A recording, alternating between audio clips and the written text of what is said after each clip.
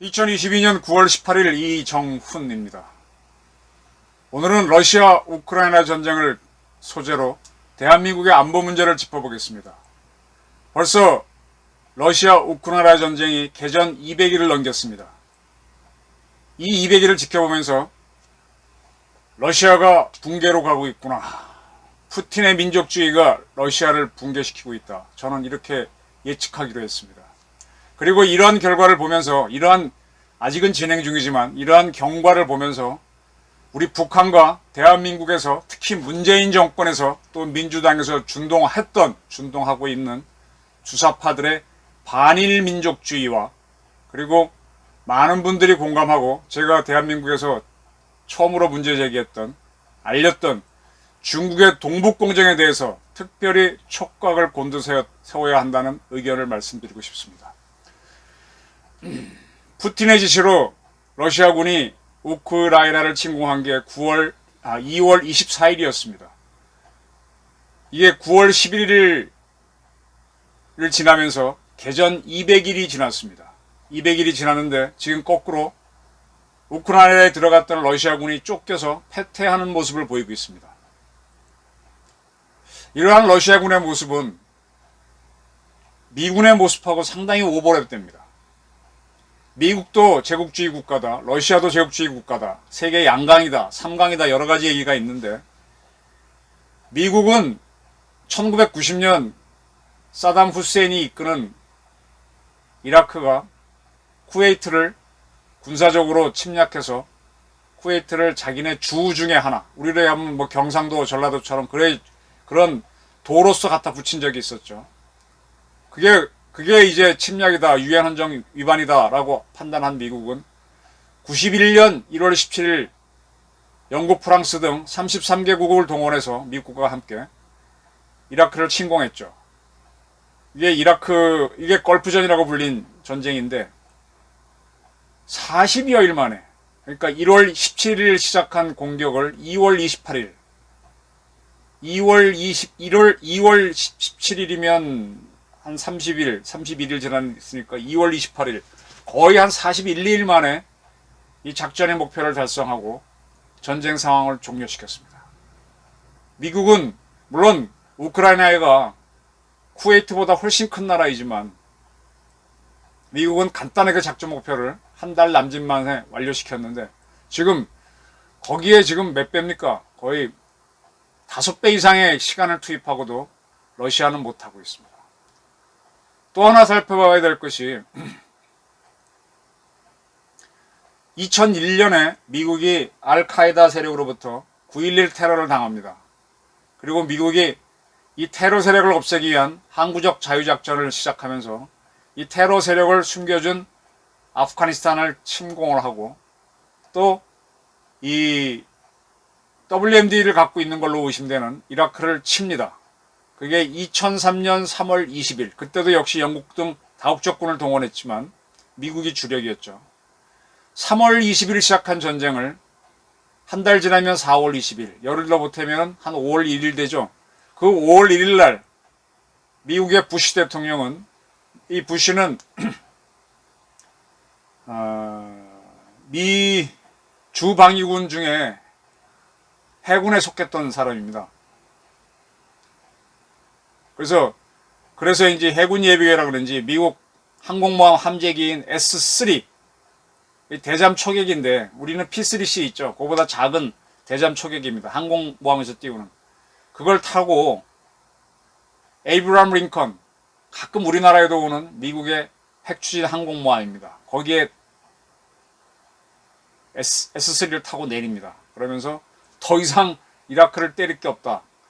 The end of state인가요? 우리말로 번역하면 종전선언입니다. 이 문재인 씨가 그렇게 떠들었던 종전선언을 합니다. 더 이상 때릴 게 없다. The end of war 겁니다. 제가 좀 ending is the end of war. 더 이상 때릴 게 없다. 자, 이러고 나서부터는 미국은 한 달 열흘 만에, 한 40일 만에 이라크 전역에, 이라크의 면적은 우리나라의 한 3분의 2. 우크라이나보다 조금 작습니다. 한 40일 만에 이라크 전역을 평정한 다음에 그 다음부터 숨어있는 후세인을 찾아다니고 이 군정작전을 한 몇 년간 하게 되는 거죠. 이렇게 미국은 빨랐는데 왜 러시아는 200일이 지나도 지금 버벅거리느냐. 자, 이 미국이 걸프전에서 보였던 거하고 이라크에서 보였던 거는 요즘은 이걸 통칭해서 저는 이렇게 표현할 수 있습니다. 전격전. 라이트닝 워. 라이트닝이 뭡니까? 번개죠. 번개 같은 전쟁입니다. 독일어로는 블리츠크리에이거라 그러는데 이건 사실 군사 용어는 아니고 당시 나치 독일을 이끌었던 게 나치당이죠. 나치당의 뭐라 그럴까? 공보부 장관이라 그럴까? 괴벨스가 자기네 이 성공을 과장하기 위해서 만든 그런 용어죠. 전격전이라는 용어. 이게 뭔가 하면 폴란드를 쳐들어가는데 불과 한 1주, 2주 만에 점령해 버렸죠.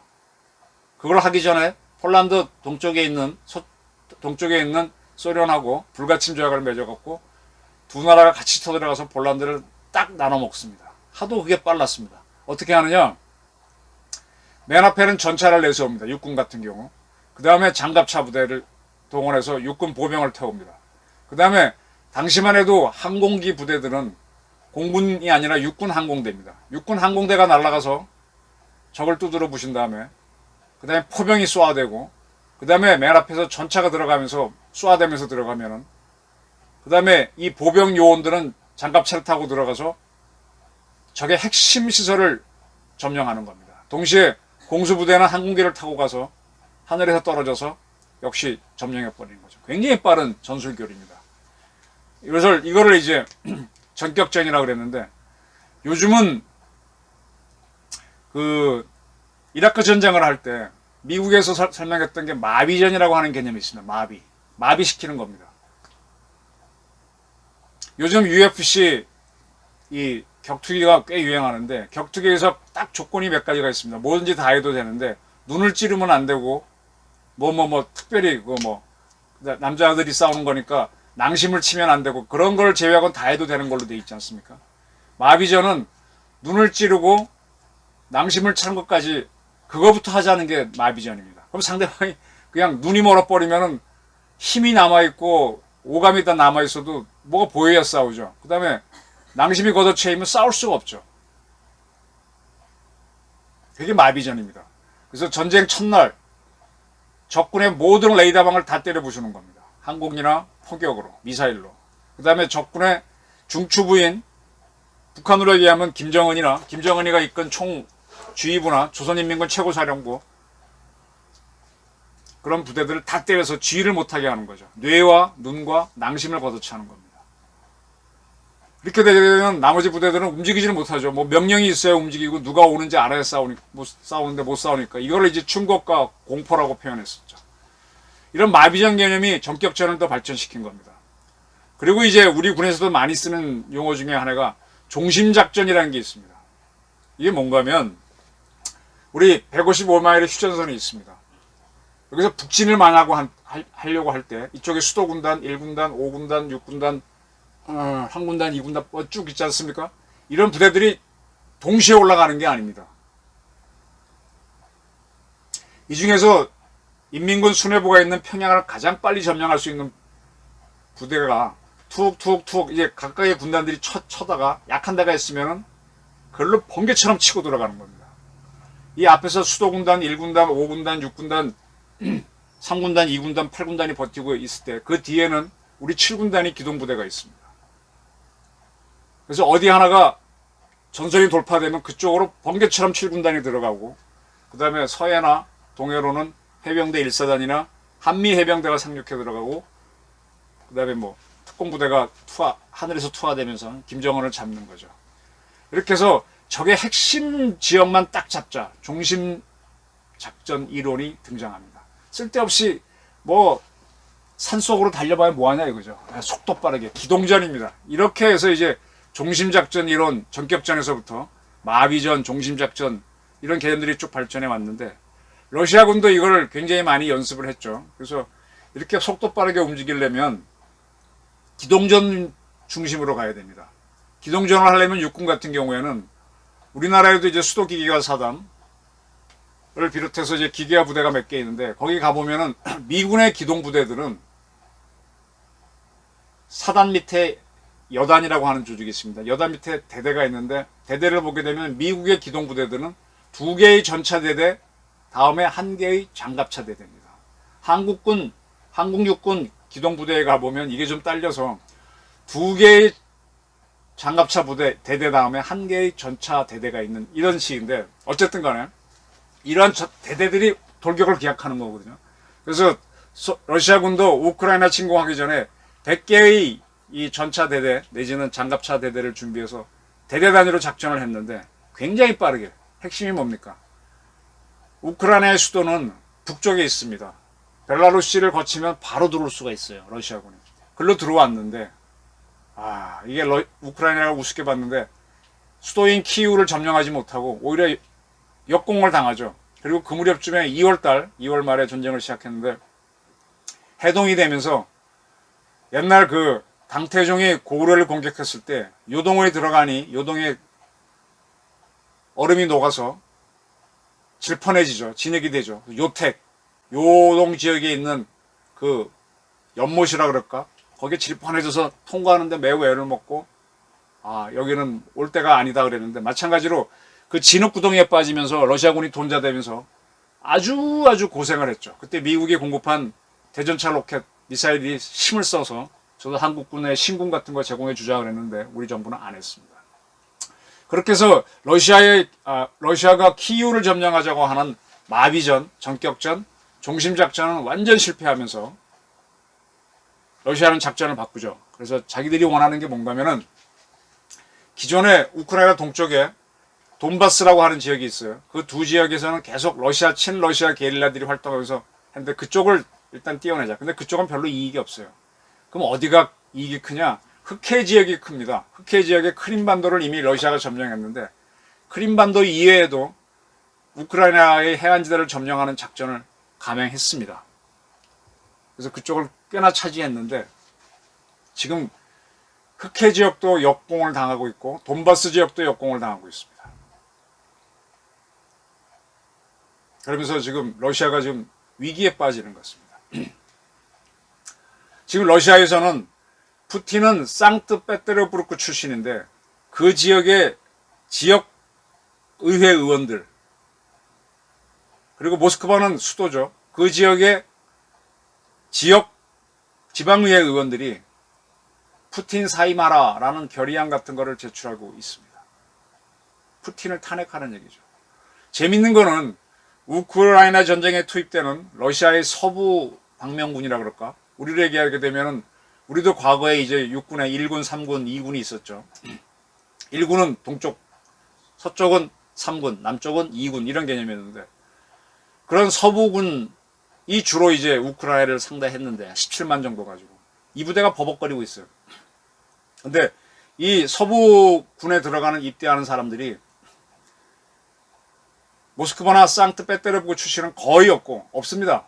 저 러시아의 또 시골 우리를 얘기하게 되면 어딥니까 뭐 경상북도 봉화, 충청북도 음성 뭐 이런데 그런 시골 청년들을 주로 배치해서 싸웁니다. 그러니까 이 친구들은 뭔지 잘 모르고 좀 뭐 심한 말이지만 어리버리하니까 싸우니까 싸우는데 싸우면서도 배고프면 싸움 포기하고 잡히고 잡아놓고 보니까 러시아군 대단한 줄 알았더니 별것도 아닌 어리버리한 애들이고 그러면서 계속 무너져가고 있는 거죠. 그래서 러시아가 지금 위기에 처하고 있습니다.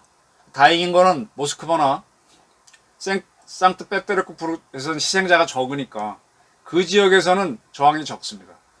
과거 1970년대에 소련은 아프간을 침공했습니다. 그때는 이 두 도시 출신 또 기타 도시 출신 군인들도 많이 투입했는데 그쪽은 개화된 지역이잖아요. 대도시니까. 그 지역에서 아들을 잃은 어머니들이 전쟁 반대 시위를 하면서 80년대 얘기입니다. 결국은 소련이 무너지게 되죠. 그걸 피해서 이번에는 지방에 있는 청년들을 주로 투입했는데 아직 주요 도시에서 반전 데모는 안 나오고 있지만 그 지역 의회 의원들이 푸틴 사임하라라는 요구를 하고 있습니다. 처음 이 전쟁이 터졌을 때 러시아는 얼마나 교만했는지 이거를 전쟁이라는 용어를 안 썼어요. 미국도 과거 이라크를 침공할 때 이라크 프리덤 이라크 자유작전 작전이란 말도 쓰고 워라는 말을 썼습니다. 걸프 워 이렇게 썼습니다. 근데 얘네들은 굉장히 교만하게 특수군사작전, 특수작전, 스페셜 오퍼레이션 이렇게 얘기했습니다. 작전이라고 하는 거는 내 관할구역에서 하는 겁니다. 그 관할구역이 내 영토일 수도 있고 내 영토가 아닌 수도 있습니다. 왜냐하면 군부대 같은 경우는 자기 작전구역이 적을 바라본다면 적지거든요. 그게 내 관할구역인 거예요. 가끔씩 북한 군인들이 우리 쪽에 들어와서 휘젓고 나가는 게 걔네들이 특공대 애들인데 인민군이 우리를 때릴 때 인민군 전방에 있는 일사단이 우리를 때릴 때 우리 40km까지는 걔네가 작전구역으로 보거든요. 그럼 여기에 어디 뭐가 있는가를 염탐하러 오거나 한번 연습하면 때리러 오는 게 바로 그런 작전입니다. 그게 작전구역입니다.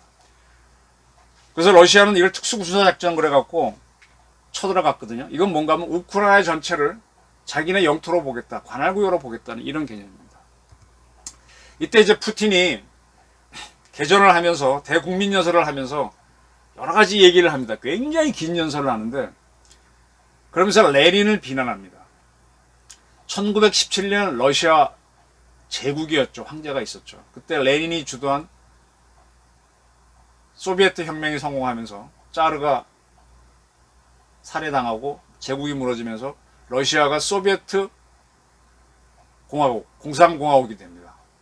그때까지 이 전 세계를 노동자 농민이 지배하는 사회를 만들자 해서 공산주의는 국경 없는 사회를 만들자 그랬어요. 단 전 세계를 하나로 만들자 그랬습니다.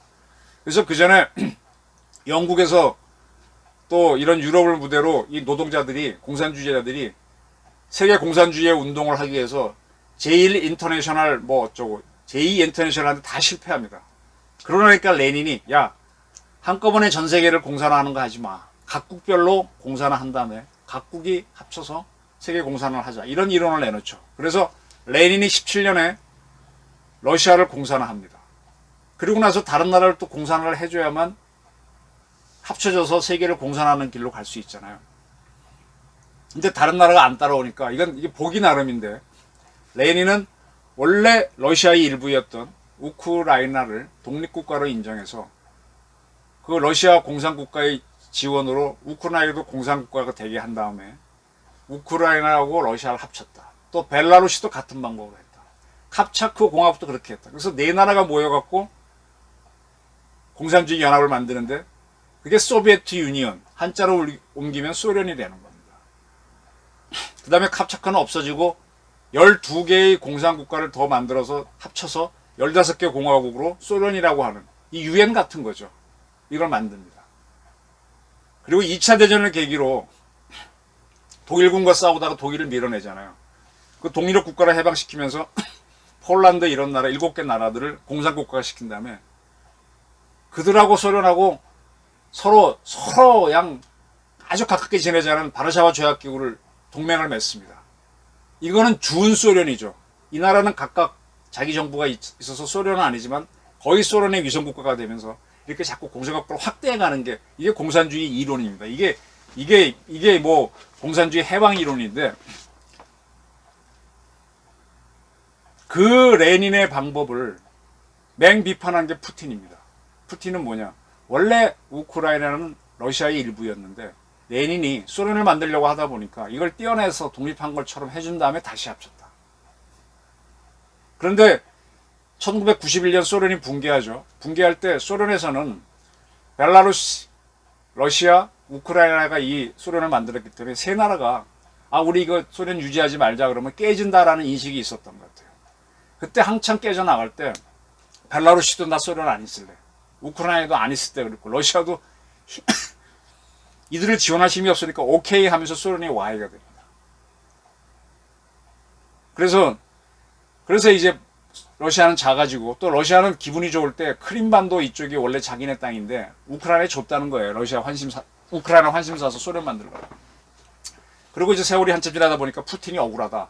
원래 우리인데 너희 새끼들 왜 그래? 합치겠다고 한 전쟁이 우크라이나 전쟁인데 원래 자기네 관할 구역이기 때문에 특수작전이라는 용어를 붙여서 쳐들어갔습니다. 부사적인 방법으로는 전격전, 요즘 말로 하면 마비전, 아니면 종심작전 개념으로 했는데 이게 처절하게 실패한 겁니다. 자, 이러한 실패를 보면서 우크라이나는 나토의 회원국으로 가입하지 못했어요. 가입하지 못했습니다. 과거 1939년인가? 연도는 좀 헷갈리네. 아까 말씀드린 대로 나치 독일이 전격전이라는 개념으로 폴란드를 잡아먹을 때 폴란드는 그 침공 가능성을 예측했었어요. 그래서 영국하고 프랑스하고 지금 한국과 미국이 맺은 것처럼 상위 방위 조약을 맺습니다. 폴란드가 침공당하자 영국과 프랑스가 즉각 출동을 합니다. 영국 군인들이 프랑스로 와서 프랑스하고 독일 사이에 국경이 있잖아요. 그쪽에 쭉 줄을 서 있습니다. 그러면 폴란드가 공격을 당했으니까 두 나라가 쳐들어가야 되는데 안 쳐들어갑니다. 이게 역사에서 되게 웃긴 전쟁인데 그때 영국과 프랑스의 지도자들이 그런 선택을 했어요. 그래서 폴란드를 쉽게 잡아먹죠. 이때 영국과 프랑스가 출동해서 싸우지 않은 전쟁을, 이게 이제 그 당시 언론이 보기에도 웃기는 전쟁이죠. 그래서 phony war라고 합니다. phony는 그럼 PONI 그러면 쫄랑말이지만 PHONEY 가짜, 사이비, phony war라고 합니다. phony war라고 그러고, 아까 전격전은 굉장히 빨랐죠. 반대로 이거는 그냥 진지에서만 있으면서 총도 안 쏘고 있는 거예요. 그래서 제자리에 앉아서 총만 들고 있었다. 그래서 착석해서 총만 들고 있었다. 그리고 방석에 앉아 있었다. 방석전이라고 번역하고, 그거는 이제 독일어가 데르시츠 크리에그인가? 전격전은 블리츠 크리에그인데, 그건 번역하기 나름입니다. 어떤 사람은 안진뱅이 전쟁이라고도 하고. 그렇게 해서 영국과 프랑스군이 안 싸웠죠. 그러니까 폴란드를 잡아먹고 난 다음에 40년인가요?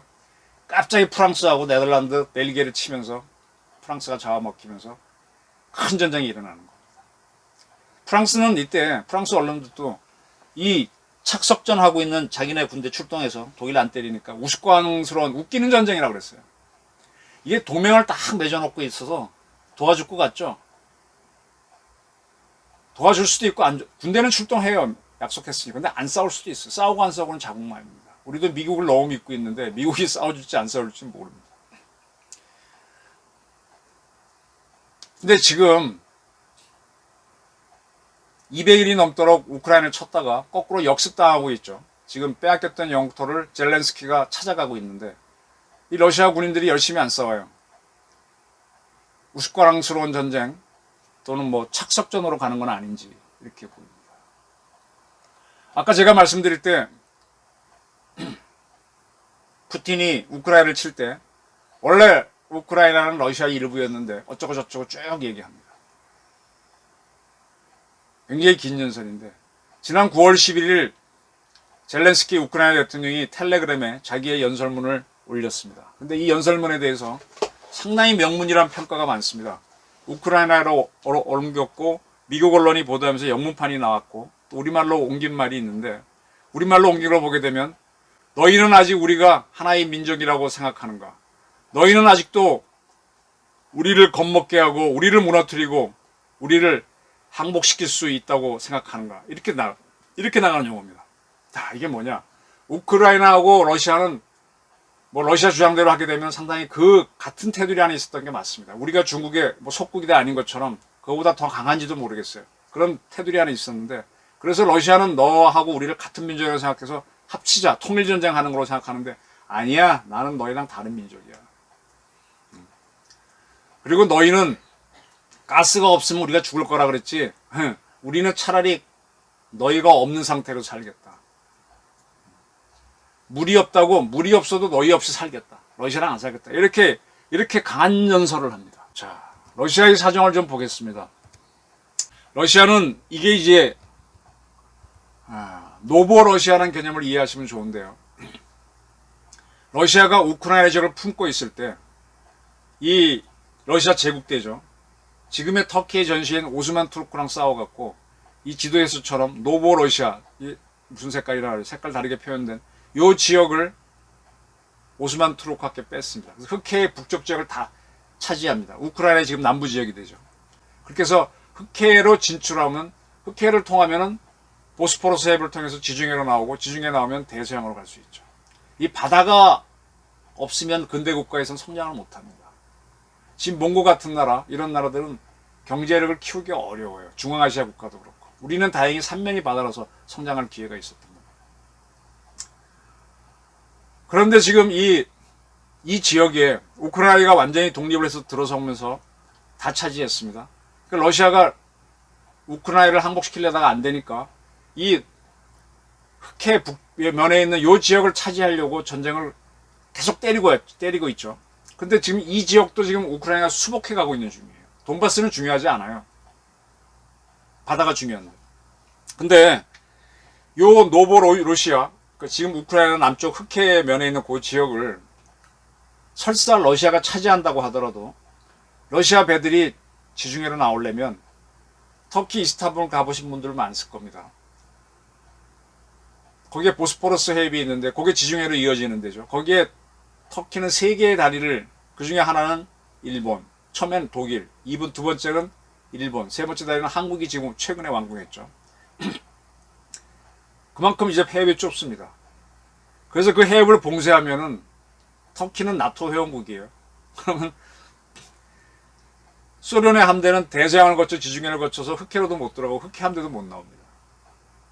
그런 약점이 있지만 어쨌든 흑해라도 차지하려면 크림반도가 가장 중요한데 거기는 2014년도에 러시아가 차지했고 이번에 전쟁하면서 우크라이나 남부 지역을 차지했는데 지금 이쪽을 지금 거꾸로 빼앗겨 가고 있어요. 우크라이나한테. 자칫하면 크림반도까지도 다시 빼앗길지도 모른다는 겁니다. 이렇게 하면 러시아는 숨통이 꽉 막히게 되는 거죠. 자, 이 두 번째 지도는 발트해 연안입니다. 여기서 자세히 보시면은 그단스크라고 옛날 프러시아가 있던 지역인데 그쪽이 어찌어찌 전쟁 치르면서 소련의 영토가 됐다가 러시아 영토가 됐습니다. 에스토니아, 라트비아, 리투아니아를 지나서 있는 발트해 연안 지역에 조그마한 러시아 영토가 있지만 여기다 군사시설을 하기는 좀 한계가 있죠. 그러면 이 러시아가 발트해로 나오려면 핀란드와 에스토니아 사이 고만으로 나와야 되는데 거기가 좀 두 나라가 봉쇄하면 못 나오죠. 아무데도 발트해로 나올 데가 없어요. 핀란드가 있고 에스토니아, 라트비아, 리투아니아, 그다음 폴란드, 독일 쫙 있으니까 나올 수가 없습니다. 근데 핀란드는 그동안 나토에 가입 안 했는데 우크라이나를 때리니까 나토에 가입하겠대요. 에스토니아, 라트비아, 리투아니아는 소련에서 독립하자마자 바로 나토에 가입했습니다. 폴란드도 가입했습니다. 그러면 러시아는 숨이 턱 막혀 있는 상태죠. 자, 동쪽으로 가보겠습니다. 우리가 익숙한 동해 바다가 있는 데입니다. 동해 북쪽으로 태평양을 바라보고 러시아의 긴 영토가 있지만 거기는 항구도 만들 수도 없고 동토라고 보시면 좋습니다. 가장 남쪽인 블라디보스톡이 항구를 만들 수 있는 곳인데 블라디보스톡에서 나온 러시아 배가 태평양으로 나오려면, 우리 동해를 지나서 나오려면 일본의 홋카이도, 북해도하고 일본 본토, 혼슈 사이에 스가로 해협이라고 있습니다. 거길 통과해야 돼요. 근데 스가로 해협에는 현재 일본이 발달된 기술로 다리를 놓은 게 아니라 해저 터널을 놔서 일본의 철도가 다니고 있고 자동차도 다니는 걸로 압니다. 그게 세이칸 터널이죠. 그 정도에 하나 쓰면은 그 터널 위쪽에는 이 고성능 마이크를, 수중 마이크를 달아놓으면 어떤 배가 지나가는지 소리를 다 잡습니다. 미국 해군과 일본 해상 자위대는 러시아가 운영하는 배에 사람마다 지문이 다르듯이 배도 각자의 소리가 다릅니다. 그래서 러시아 잠수함이 물속으로 통과했거나 딱 잡아내는 거죠. 그럼 추적해서 잡을 수 있습니다. 조금 더 올라가게 되면은 홋카이도하고 러시아의 사할린 사이의 해협이 소야 해협인데 거기도 거의 일본 해상 자위대가 지켜내고 있고요. 그러면 러시아 해군이 잠수함이 나오려면 일본 통과 못하면 우리하고 일본 사이에 있는 대한해협으로 빠져나가야 됩니다. 빠져나갈 수 있죠. 근데 유감스럽게도 이 부산 쪽에는 우리의 해군 작전사령부가 있고 우리가 워치합니다. 그 대마도에는 일본 육상 자위대 기지가 있으면서 워치합니다. 그리고 대마도와 일본 사이에는 일본 해상자위대의 쿠레 사령부가 있습니다. 여기도 유사시가 되면 한일 해군이 봉쇄해버립니다. 그러니까 러시아는 대양으로 나갈 수 있는 길이 유사시에 다 차단이 됩니다. 그러니까 우크라이나라도 좀 먹고 싶은데 그게 지금 안 되는 거예요. 자, 이 푸틴은 원래 우크라이나는 우리였다. 근데 우크라이나가 굉장히 이게 헤맸던 게 프로마이단 운동 그래가지고 이게 간단하면 이제 러시아의 붙자 아니다 나토의 붙자가 왔다 갔다 한 겁니다. 이 국가가요 이 선택을 하나로 가야 되는데 왔다 갔다 하면은 어느 한쪽에 침공을 부릅니다. 우리가 그 개화기 때 일본처럼 개혁 개방을 하자 김옥균 세력 아니다 이 문 닫고 살자 쇠국주의 왔다 갔다 했지 않습니까? 이모군란으로 다시 청나라에 붙었다가 갑신정 실패하니까 가보고 고영장 때 일본에 붙었다가 결국 침략당해서 한쪽이 무력으로 잡아먹어버리잖아요. 처음에 말로 하다 안 되니까. 우크라이나가 그런 꼴이었어요. 계속 러시아 이쪽 나토 왔다 나토에 가입하지도 않고. 근데 결국 러시아가 쳐버리는데 여기서 이 나라가 우리는 100년 전에 어리석어서 일본한테 먹혀버렸습니다.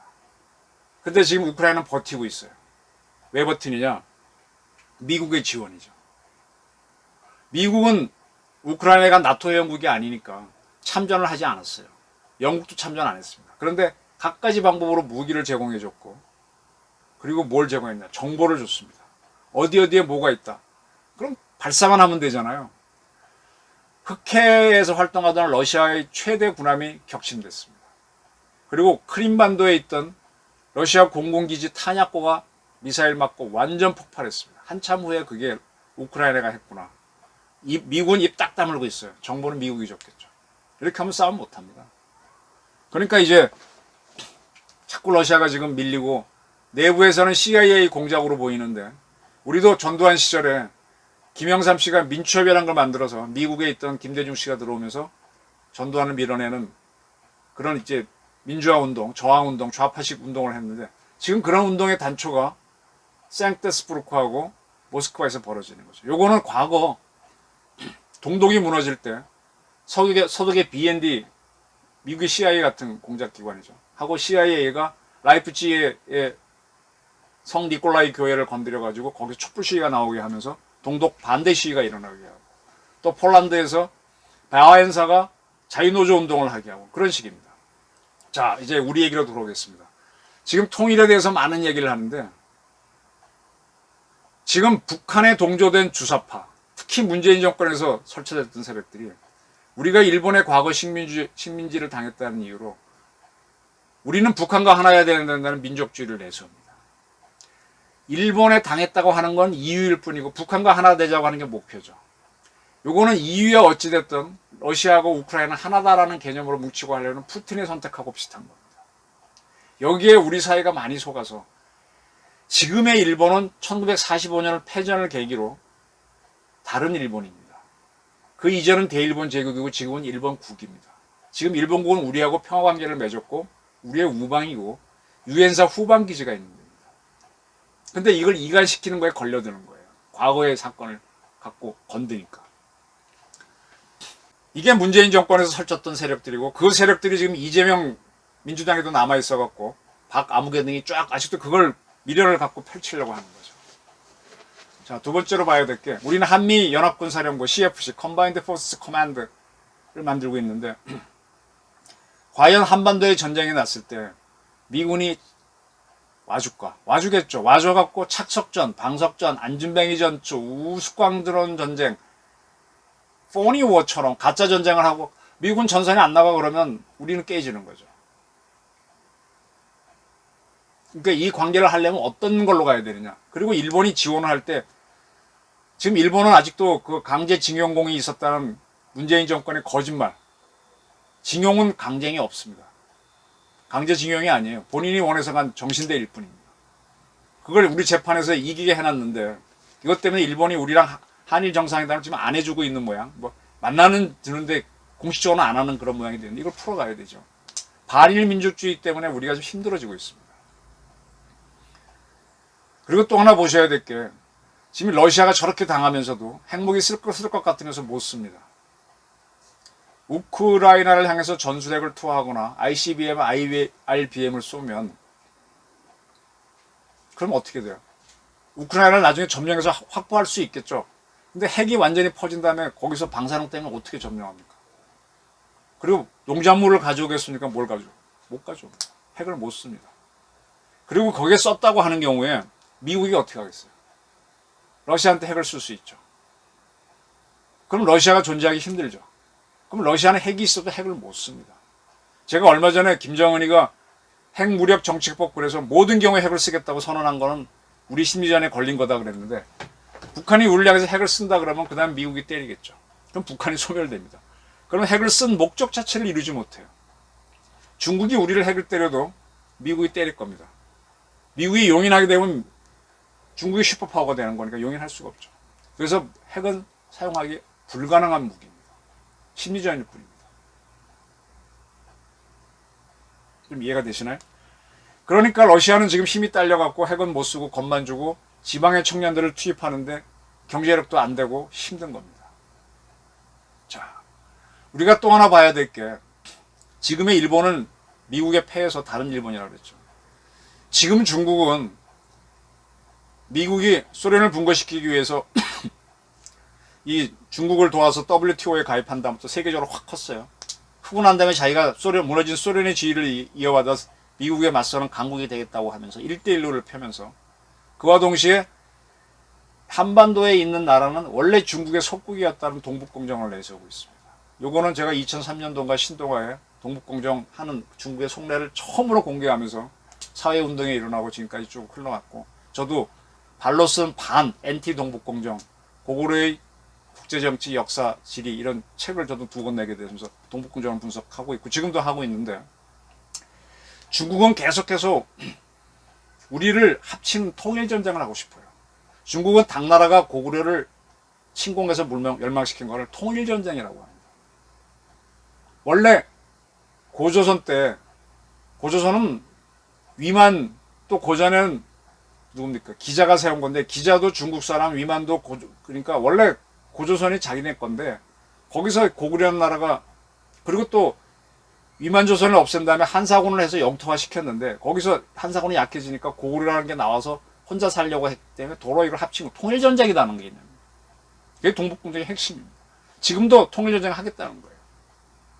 근데 그러한 동북공정을 펼치는 중국과 사이를 좋게 지내야 되고 거기 가서 뭐 어째야 된다는 게 송영길을 비롯한 민주당의 주력 세력들이었어요. 이 자들은 반일 민족주의를 내세우고 친중 노선을 갑니다. 그럼 일본과 미국은 우리를 제국주의를 지배 안 하겠느냐? 지금 일본도. 지금 일본은 일본하고 우리하고 지금 국력이 역정되고 있죠. 개인당 잘 사는 게 우리가 지금 더 일본을 앞서고 있는 추세에 있죠. 지금 일본하고 우리가 오히려 낫습니다. 미국은 태평양이랑 큰 바다가 있어 그렇고 그 나라를 속국하지는 않는 것 같아요. 이라크를 쳐들어가서 점령한 다음에도 독립시켜주고 자기네가 관계 좋은 나라, 영향권에 있는 나라로 두지 뭐 통일전쟁 이런 식으로는 안 갑니다. 그렇다면 우리가 생존하기 위해서는 친일, 친미 노선으로 가야 되죠. 그리고 유사시에 도와주러 왔을 때 이들이 방석전, 착석전, 포니워, 우스꽝스러운 전쟁, 또 이걸 뭐 트와일라이트 워, 여명전쟁, 새벽에 이렇게 뿌열 때 싸운 낮도 아니고 밤도 아닌 어정쩡한 전쟁, 그건 이제 처칠이 표현했던 거다. 그런 식으로 싸우지 않고 적극적으로 싸우게 만들어야 되죠. 그럼 한미동맹을 강화해야 됩니다. 그래서 제가 개전 200일이 지나도 지금 버벅거리는 러시아의 민족주의를 내세웠던 푸틴 노선이 실패해서 안에서는 동독을 붕괴시킨 성 니콜라이 교회의 촛불 시위 같은 게 상트페테스부르크하고 모스크바에서 일어나고 있다라는 조짐. 그러면 앞으로 세계지는 어떻게 변할지. 이 전쟁이 끝나게 되면 우크라이나는 나토에 가입할 거예요. 그러면 점점 흑해도 막히고 우리 동해 쪽도 막히고 발트해도 막히고 러시아는 참 힘들어질 겁니다. 푸틴이 죽을 수도 있습니다. 그런데 아직도 많은 사람이 이 반일 민족주의에 속아서 북한하고 우리가 하나가 된다. 네버. 우리가 북한을 해방시켜야죠. 그리고 우리가 러시아처럼 강제로 군사력으로 북한을 집어넣는 게 아니라 북한 주민들이 자발적으로 민주화 운동을 해가지고 우리 대한민국의 선거를 통해서 일부러 들어가겠다. 이런 식으로 가야 되죠. 민주화를 시키고 정보를 넣어야 됩니다. 그리고 중국의 동북공정? 원래 다른 거야. 니들은 기자조선, 위만조선이 고조선이라고 하지. 그 전에 단군조선이 있었어. 우리는 원래 달랐어. 그리고 우리의 단군조선이 있던 지역은 지금 만주야. 그 땅 내놔. 이렇게 가야 되죠. 중국은 원래요. 자기들은 화화족이라고 해서 지금 저 시안, 서안, 거기 화강이 이렇게 돌아가는 오르도스 지역 그쪽에 있던 조그만 종족이 그것들이 계속 합치고 양자강제하고 합치고 뭐 합치고 해서 커졌을 뿐입니다. 문화적으로 우월하다 보니까 자꾸 다 이민족을 흡수해서 그렇지. 그리고 우리까지 잡아먹겠다는 거거든요. 여기에 왜 끌려갑니까? 중국에서 돈을 벌었다고? 중국에 잘 보이자고? 돈 때문입니다.